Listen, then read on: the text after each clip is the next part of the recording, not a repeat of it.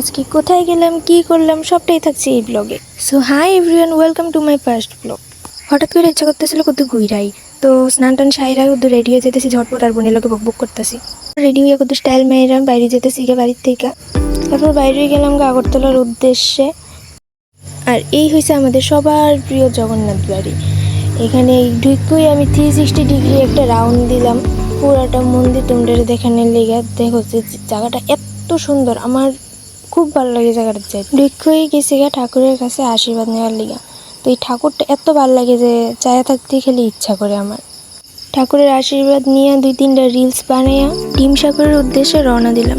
এই ডিম সাগর জায়গাটা তো খুব ভালো লাগে, এই জলের পাড়, ঠান্ডা হাওয়া, গরমের লেগে তো একদম বেস্ট জায়গা এটা। আমি সবাইরে কইতাম চাই গরমের মধ্যে যদি কোনোখানে ঘুরতে যাও আরামের জায়গা, তো ডিম সাগর একবার প্লিজ ভিজিট করেই যায়। এই জায়গাটা আমার এত ভালো লাগছে যে এই জায়গাটার থেকে আমার আইতে ইচ্ছা করতেছিল না, এত শান্তি লাগতেছিল।